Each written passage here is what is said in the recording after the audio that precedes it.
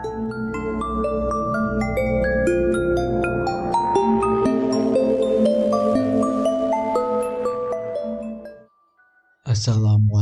warahmatullahi wabarakatuh. Kembali lagi di channel ceritaku. Untuk kisah kali ini, saya akan menceritakan sebuah kisah horor yang berjudul Hutang Barang Dibayar Nyawa. Dan sebelum kita lanjut ke ceritanya, tekan dulu tombol like video ini, dan jangan lupa tekan juga tombol subscribe channel ini, dan nyalakan juga lonceng notifikasinya agar tidak ketinggalan cerita-cerita lainnya dari channel ini. Dan buat teman-teman yang pengen membaca langsung ceritanya, nanti silahkan saja kunjungi linknya yang nanti akan saya sertakan di kolom deskripsi. Dan seperti apa untuk lanjutan dari kisah ini? Langsung saja kita masuk ke ceritanya. Acara pemilihan kepala desa baru itu berjalan dengan lancar. Meski keluarga kedua belah kubu sempat terlibat pertengkaran beberapa minggu sebelum pemilihan. Aku tidak peduli siapa yang menang, karena siapapun yang jadi kades pasti ujung-ujungnya sama aja, ujar Lodok. Lagi pula salah kita kalau berharap dengan mereka, Dok, ujar Tamrin sembari menyulut rokoknya. Ya, walau banyak perusahaan yang masuk ke daerah kita ini, tapi kita warga lokal masih banyak yang menganggur, bahkan tak jarang sampai berhutang untuk menyambung hidup. Itu disebabkan karena kita yang bodoh, tidak bersekolah sampai sarjana. Orang-orang seperti itu kan mencari karyawan yang berpendidikan. Walaupun kau berpengalaman, tapi pendidikanmu tidak tinggi, maka tak akan ada harapan, sahut Roli. Pemilihan kades dimenangkan oleh Pak Dani. Pak Dani sendiri merupakan warga asli desa itu, namun dia sudah lama tinggal di kota dan hanya pulang sesekali. Namun sekitar setahun terakhir, Pak Dani sudah kembali ke desa dan membuka usaha warung sembako di sana. Hingga kemudian Pak Dani ikut mencalon sebagai kades dengan visi misi untuk mensejahterakan desa. Pak Dani memang dikenal baik dan ramah, tapi tentu saja tak ada yang tahu Pak Dani akan menjadi pemimpin seperti apa jika ia sudah menjabat kades nanti. Pada awalnya, memang hampir semua warga dibantu untuk bekerja di perusahaan. Namun, itu tidak berlangsung lama. Sebab, pada gelombang kedua, biasanya ada kesempatan besar-besaran untuk warga di setiap desa yang termasuk area perusahaan. Pak Dani beralasan kalau yang dicari perusahaan hanyalah orang-orang berskill khusus, dan para pelamar di desanya tidak ada yang memenuhi standar. Namun sebulan berselang setelah itu, orang-orang yang merupakan keluarga dan sebagian lagi para pendatang yang entah dari mana tiba-tiba mendapatkan pekerjaan. Dari banyaknya info, katanya orang-orang itu bisa masuk bekerja karena kades tersebut bersedia bertanggung jawab untuk mereka jika terjadi sesuatu. Intinya, kades menjadi orang dalam bagi mereka yang bersedia membayar. Informasi itu tentu saja membuat warga kecewa. Tak sedikit pula dari mereka yang mengumpat dan memusuhi keluarga Pak Dani. Tapi tentu saja amarah warga tak membuat Pak Dani mundur. Kini sifat asli Pak Dani yang asli terlihat dengan sangat jelas. Bahkan bila ada yang berhutang dan tidak bisa membayar, Pak Dani akan mempermalukan orang tersebut. Dan bagi mereka yang punya hutang pada Pak Dani, tak jarang juga merasa sangat kecewa, sebab total jumlah hutang yang ada di catatan Pak Dani dengan yang ada di warga sangat berbeda jauh. Dan bila mereka tak mau membayar dengan jumlah yang sesuai dengan yang ada di catatan Padani, maka orang itu juga akan langsung dipermalukan. Hal itulah yang menimpa keluarga Awon. Mereka dipermalukan habis-habisan oleh Padani di hadapan warga lainnya. Akibat dari kejadian memalukan itulah istri Awon sampai meminta cerai padanya. Dan selang beberapa bulan setelahnya, Awon mati bunuh diri di kebun karet yang ia sadap dengan cara meminum racun. Mayatnya ditemukan setelah 3 hari ketidakpulangannya. Setelah kematian Awon itulah, hal-hal aneh mulai terjadi di desa tersebut. Mulai dari makanan di setiap rumah-rumah tiba-tiba membusuk, bahkan yang baru dimasak menjelang maghrib pun dengan sangat cepat berlendir. Nah, hanya sampai di situ, karena orang-orang yang mencari ikan di malam hari pun juga sering mengalami gangguan, yakni penampakan mirip seperti pocong yang sangat besar dan tinggi. Akibatnya, orang-orang menjadi takut keluar rumah saat malam mulai gelap. Mereka memilih untuk tetap diam di dalam rumah agar tidak melihat pocong yang meneror warga tersebut. Malam itu sangat dingin, mungkin sebab gerimis yang sudah sedari sore tadi turun. Seakan tak menghiraukan apa yang terjadi di desa mereka, Roli, Tamrin, dan Lodok pergi untuk berburu. Kalau menuruti rasa takut akan teror itu, bisa-bisa kita tidak makan, ujar Tamrin memecah kebisuan. Betul, sekarang ini perut keluarga yang kelaparan lebih menakutkan dibandingkan setan, sahut Lodok, yang dibalas anggukan oleh kedua temannya. Sepanjang malam mereka berburu, berharap mendapatkan setidaknya seekor pilanduk untuk dibawa pulang. Namun rupanya, jangankan seekor hewan buruan, suara seekor jangkrik saja tidak terdengar di malam itu. Bagaimana nih dok, Rin? Seekor pun kita tidak dapat, ujar Roli mengeluh. Ya mau bagaimana lagi? Mungkin karena gerimis ini, hewan-hewan jadi bersembunyi, jawab Lodok sekenanya. Tiba-tiba terdengar suara seperti dahan pepohonan yang patah terinjak oleh sesuatu. Bersamaan dengan suara itu, Roli, Lodok, dan Tamrin langsung berdiri dan mempersiapkan parangnya. Namun setelah sekian menit menunggu, tak ada apapun yang muncul di hadapan mereka. Kukira beruang, kuman Lodok, sembari memasukkan parangnya ke dalam kumpang.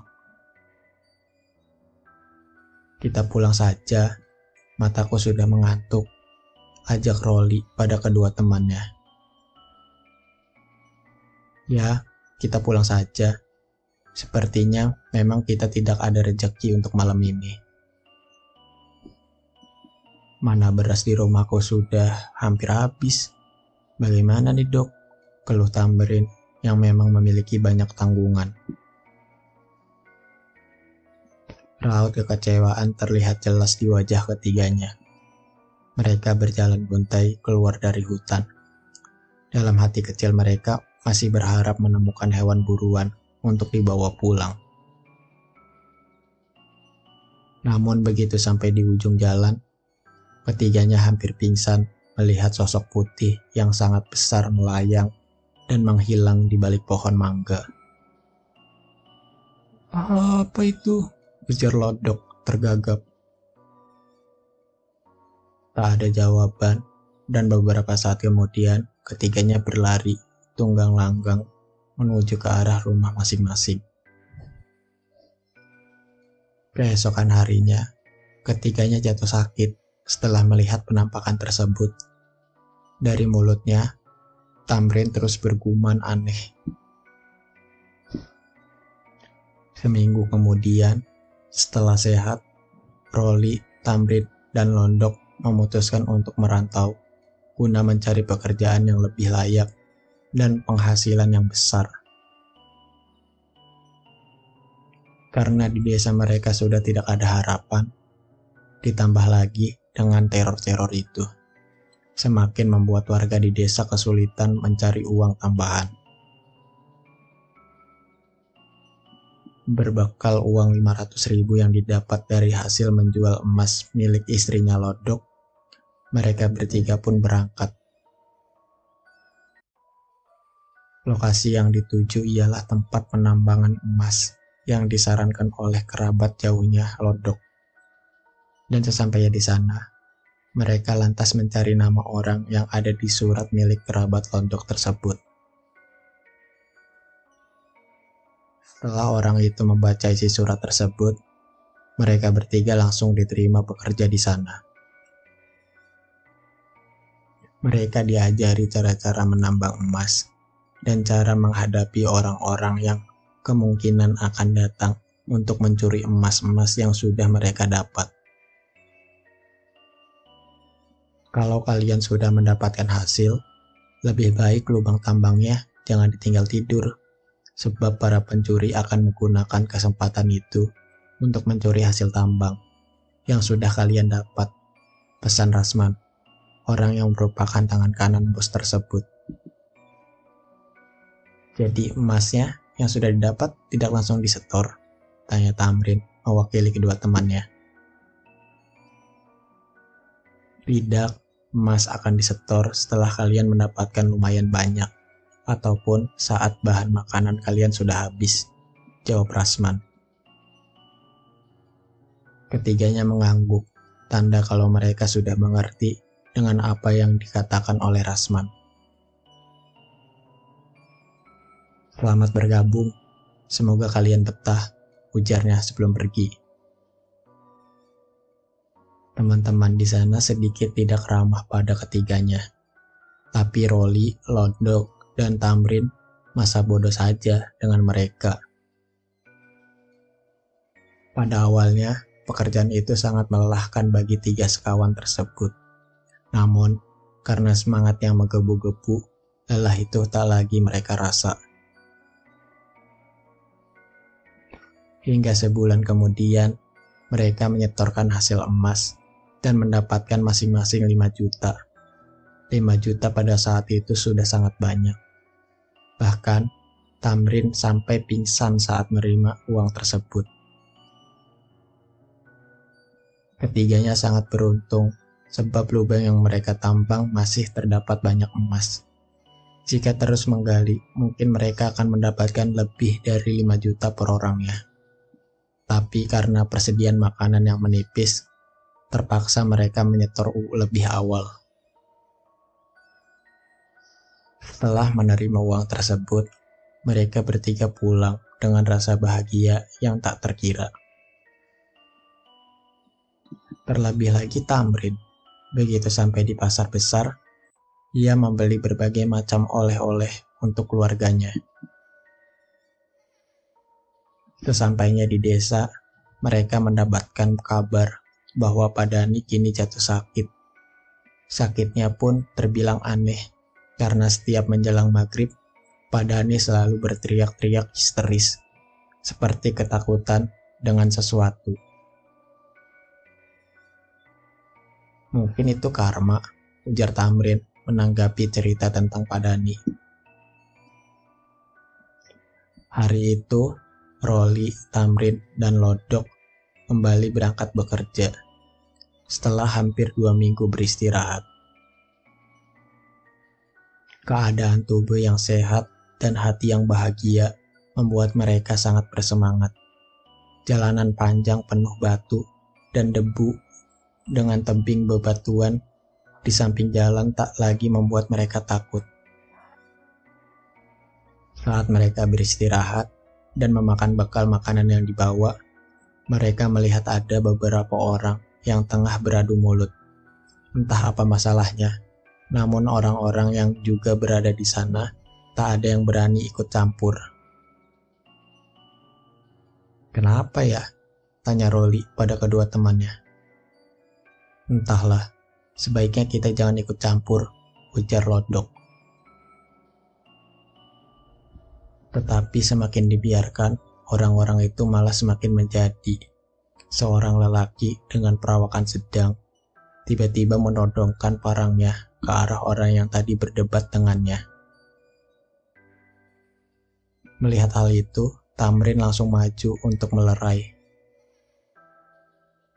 Namun siapa sangka, Tamrin malah terkena sabetan parang yang dihunus secara membabi buta tersebut.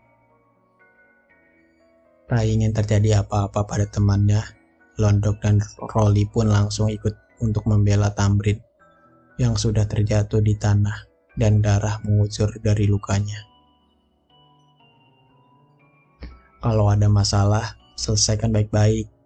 Jangan langsung asal tebas begini," ujar Rolly yang sudah berhasil melumpuhkan orang yang telah melukai Tamrin tadi. "Kalian yang harusnya jangan ikut campur dengan masalah kami. Kami di sini hanya menjalankan tugas untuk menagih hutang." "Oh, masalah hutang. Kalaupun masalah hutang, memangnya apa tidak bisa kalau diselesaikan baik-baik? Kenapa malah keroyokan begini? Apalagi sampai membawa sajam.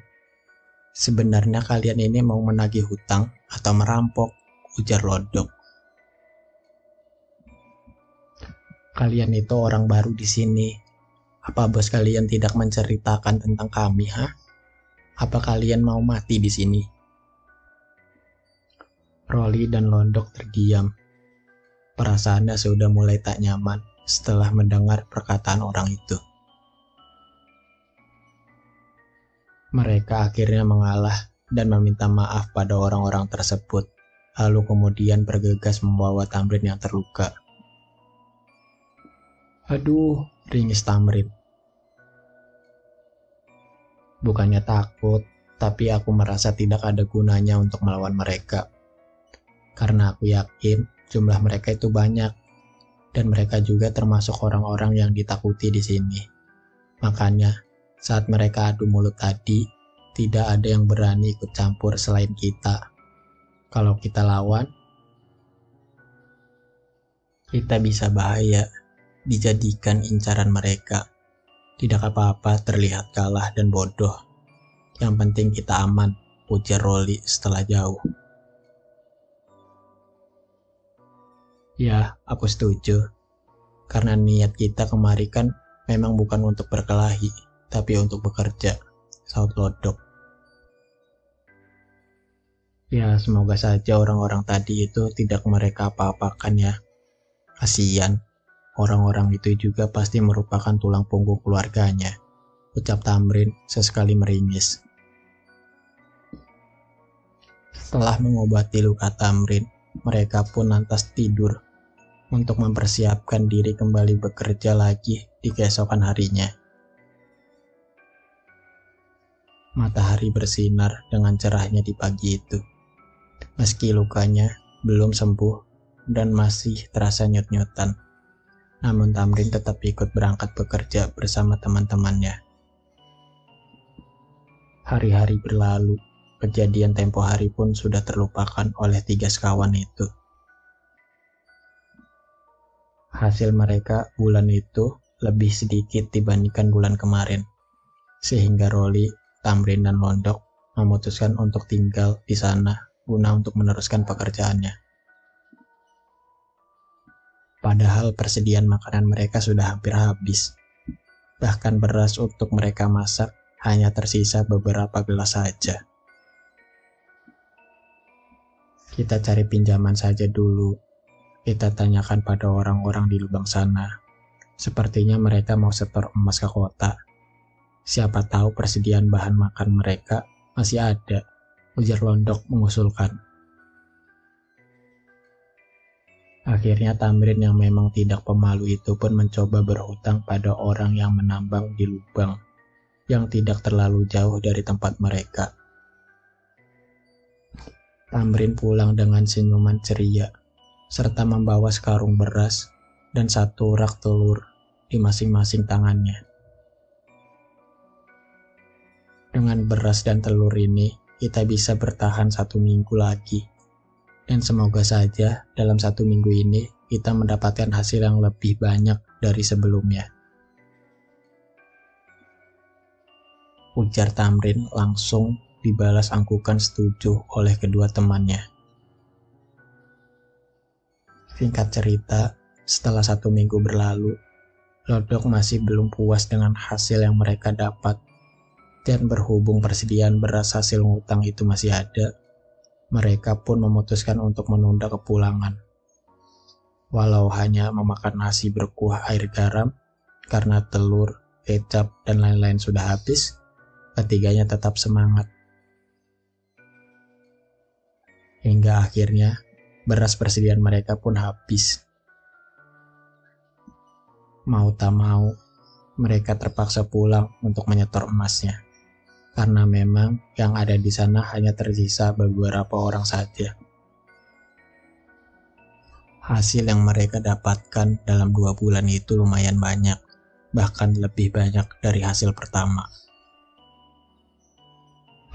Dengan uang itu, Londok, Rolly, dan Tamrin membeli tanah untuk membangun rumah baru yang lebih layak.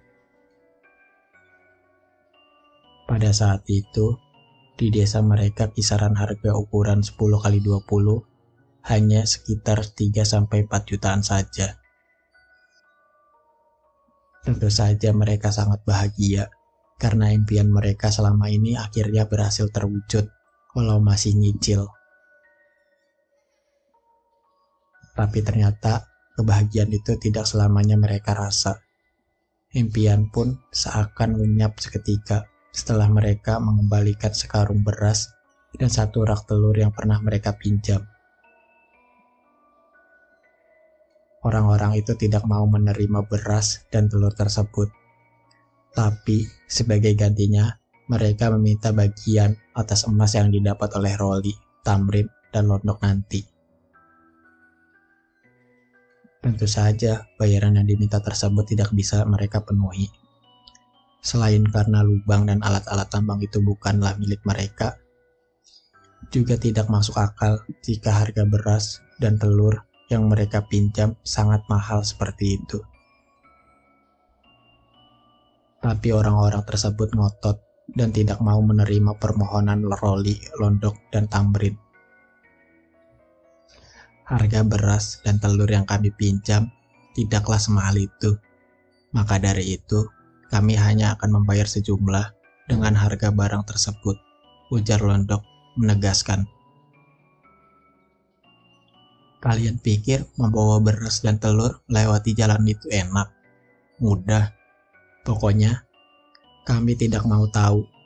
Hutang tetaplah hutang. Dan dengan medan jalan yang seperti itu, wajar jika kami meminta harga yang lebih tinggi. Terserah pada kalian, tapi kami tetap pada kesepakatan awal, yaitu barang ganti barang, ujar Tamrin mulai tersulut emosi. Orang-orang itu diam, dengan tatapan sinis menatap kepergian Tamrin, Rolly, dan Londok. Beras dan telur yang diserahkan ketiga sahabat itu, mereka biarkan tetap di sana. Mengira semuanya sudah berakhir, ketika sahabat itu tak lagi memikirkan masalah tersebut. Hingga sampai suatu ketika, saat Rolly dan Londok masuk ke dalam lubang untuk menambang emas, sementara Tamrin di pondok untuk memasak makanan. Tiba-tiba, Tamrin dikagetkan dengan teriakan orang-orang yang meneriaki bahwa lubang galian milik Rolly, Londok, dan Tamrin itu runtuh. Tamrin berlari keluar pondok. Ia tak menghiraukan lagi kakinya yang terkena tumpahan air didihan nasi. Ia berteriak histeris memanggil-manggil nama kedua temannya yang masih berada di dalam lubang yang sudah runtuh, sembari terus menggali tanah menggunakan kedua tangannya. Orang-orang di sekitar juga membantunya, kecuali orang-orang yang pernah meminjamkan mereka beras dan telur. Panggilan terus dilakukan selama 24 jam tanpa jeda. Namun Rolly dan Londok tak juga berhasil dikeluarkan, sebab mereka berdua sudah berada lumayan jauh di kedalaman galian. Setelah 3 hari, akhirnya keduanya berhasil dikeluarkan dengan keadaan yang sudah tidak bernyawa. Tamrin sangat terpukul dengan kejadian itu. Ia tak tahu apa yang akan ia sampaikan pada keluarga teman-temannya.